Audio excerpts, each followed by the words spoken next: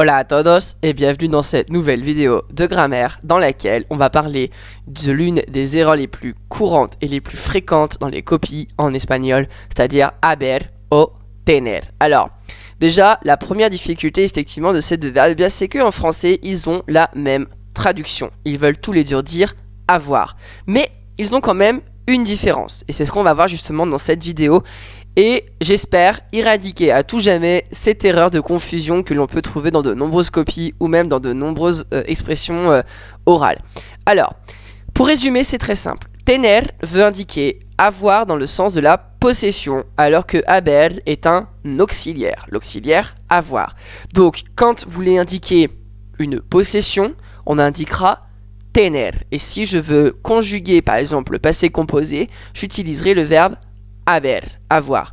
Si par exemple je veux dire il y a quelque chose, là j'utiliserai haber, tener, et uniquement et seulement que pour la possession lorsqu'il est tout seul. Alors, quelques petits exemples. Comme je vous le disais, donc haber peut vouloir dire donc il y a. Alors, il peut vouloir dire il y a au présent, au futur, au passé. Alors, prenons un exemple. Sur la peinture, il y a un homme. En la pintura hay un hombre. D'accord?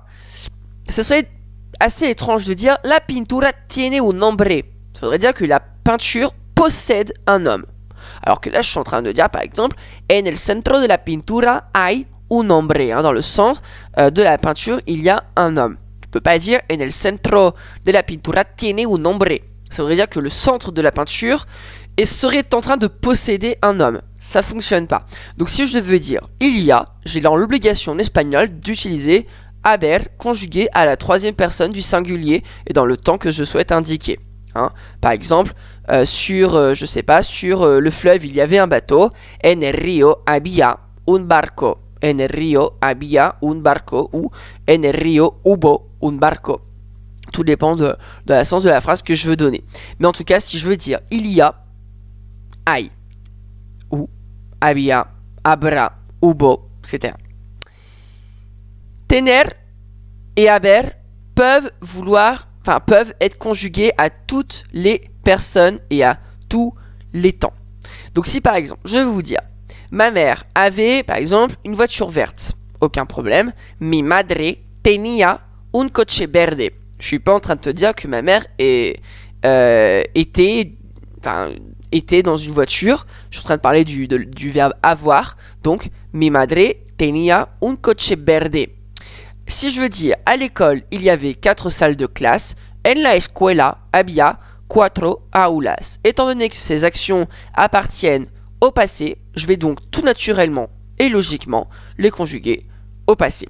Maintenant, si par exemple je vous passe sur une phrase uniquement orale et non écrite et que je vous dire j'ai par exemple 35 ans, je possède entre guillemets mon âge, donc je vais dire tengo 35 años. Tengo 35 años, parce qu'entre guillemets je possède mon âge. J'ai un chien, tengo un perro.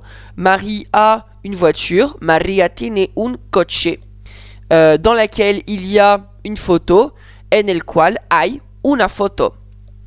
Et là, ici, j'ai justement l'auxiliaire haber pour dire il y a, puisque dans la voiture, il y a une photo.